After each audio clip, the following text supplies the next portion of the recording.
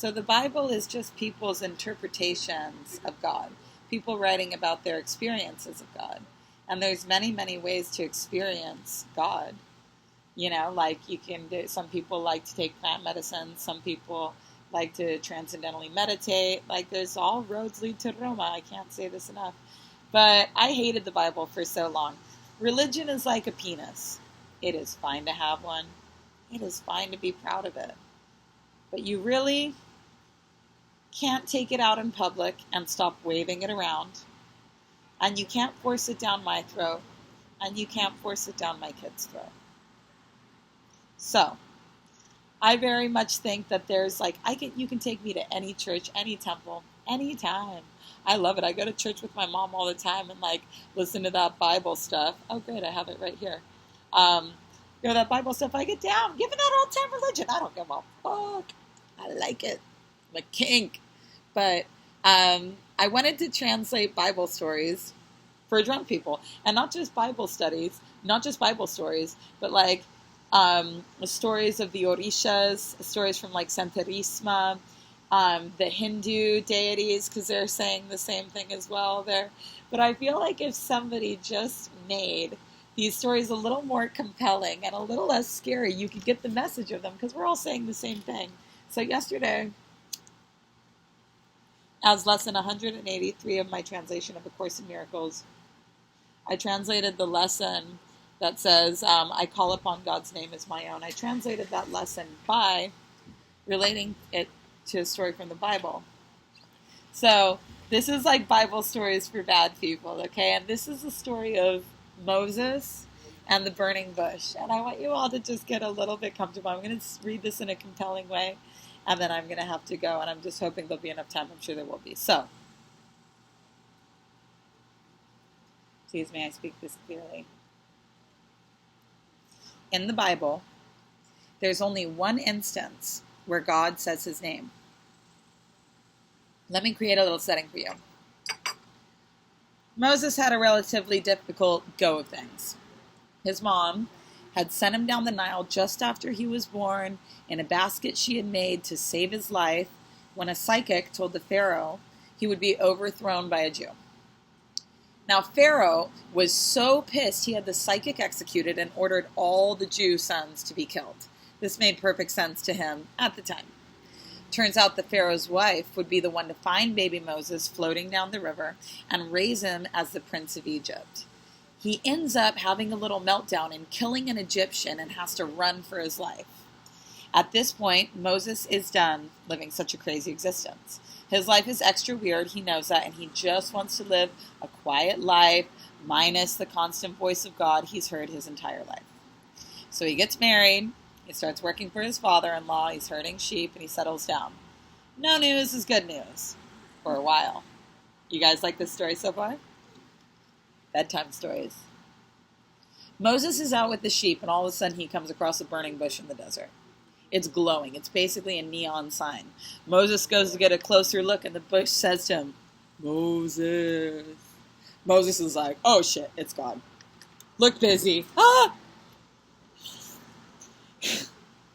Moses can't hide in the desert, right? So he's looking around for something to hide behind. He can't hide in the desert. So he's like a kid. He hides his face. He's like, make me go away. You see people doing this on mushrooms. God is like, oh my Ganesha, what are you doing? God is amused, but also God's annoyed. Moses has been hitting the leavened bread and the wine bag a bit too much to listen well. So now God's got to come all the way down here to earth, stop everything that he's doing, burn some motherfucking bushes to get this guy to pay attention. So God's like, yes, it's me, your God, the God of your fathers, the God of your forefathers, Abraham, David. I know you're not Egyptian. You ain't fooling me. You know it's me. Now take your fucking shoes off. First of all, they're ugly. This is also holy land. I've seen you peeing on it before, and I've been trying to get a hold of you. So Moses knows that when God talks, it usually means there's a big change coming, and he's nervous. And he has every right to be, right? God wastes no time.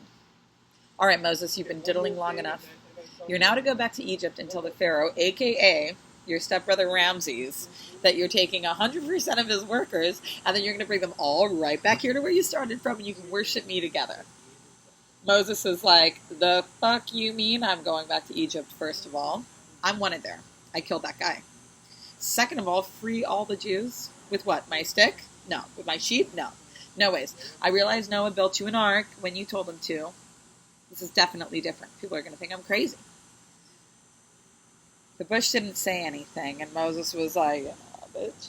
But the heat of it started to burn so bright that Moses' face felt like it was peeling off. Moses knew he couldn't say no. He also knew this little orientation was about to end. It was about to come to an abrupt end. Like, you know, when you're like, you don't have a lot of time. You see spirits and stuff. Like, you have to really think fast, speak from the heart. Anyway, he knew this little orientation was about to end and that he had better get the specifics from God fast. Oh, Moses starts negotiating. Okay, so if I go to Egypt, who am I supposed to say is leading this expedition? I'm not going to take the fall for this alone. Also, I'm not just worried about the Egyptians. I'm not just worried about the Egyptians letting you go. Like, whatever. I know those people. I'm worried about the Jews.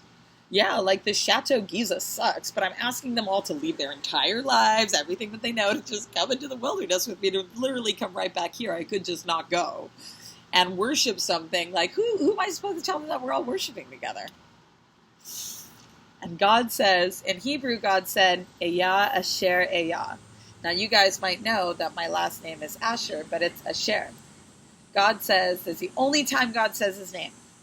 God says, tell them, I am that I am sent you. Moses is like, what? That's all I get? That's basically me going and telling them that I'm God. When I say I am, they're going to think I'm talking about myself. They're going to be like, who sent you? And I'm going to be like, I am sent you. They're going to be like, you're fucking crazy. God says, first of all, rude. God says, first of all, don't assume what other people are thinking. Boo boo. It's a waste of time. I don't think. I know. I prefer it this way. With time, you can practice this. You can practice not thinking, which leads me to my next point. You are me, but I don't have a body, so I need to use yours. Which reminds me, please stop with the leavened bread and the wine bag. This is where I live too. My name is your name. When you call my name, I answer no matter what. If you call my name and someone else is there with you, it makes the red telephone ring in my office. It's literally a direct line to me. Praying with someone else is a direct line to me. I've given you my name. I am that I am, just like a father would give to his son, just like a mother would give to her daughter. You can tell people who your dad is, and they won't fuck with you ever again. Moses thinks for a second. He's like, hold up. Okay, yeah, but that's still, and this story, this Moses negotiating with the burning bush, this is the same story as Arjuna and Krishna in the Bhagavad Gita. It's the same story from the ancient text, the Rig Veda. This is just an easy way. Everyone's saying the same thing. There's just an easy analogy to when you can remember better with a story. That's why we have stories, and it's a story. The Bible's a story. That's why I want to read it. Okay, so Moses is like, yeah, but that still doesn't solve the issue of your name being something that I feel is going to create a lot of difficulty for me. To assume your identity is going to piss a lot of people off, especially the Jews. God says, yeah, but everyone can do this because everyone has this aspect. Everyone is me. They just forget it. Moses sees a little loophole and jumps for it. So if everyone can be you, why don't you go get somebody else to free the Jews?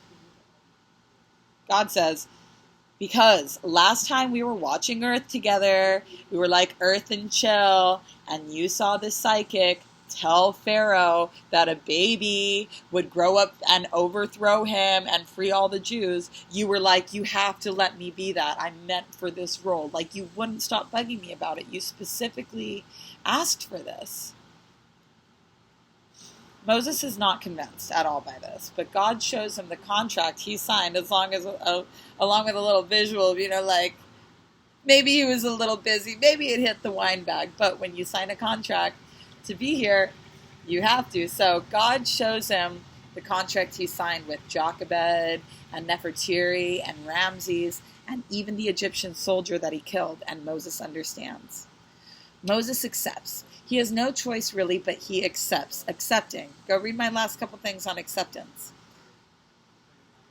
Read my poem on acceptance. It's in the caption of that video I wrote the other night. I think it's really beautiful. Plus, God has personally convinced him of his ability to perform God powers. Even though God is demanding change, he can feel how much love this message is conveyed on, and he agrees.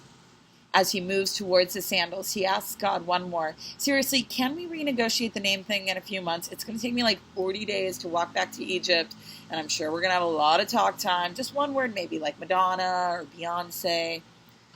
The bush glows. For a moment, Moses feels like he's gotten off the hook with the name thing, but the heat starts to get hotter. Desperate to avoid the face-feeling sensation, Moses starts to step back. He starts doing the face like how a toddler hides. God booms, "This is my name forever.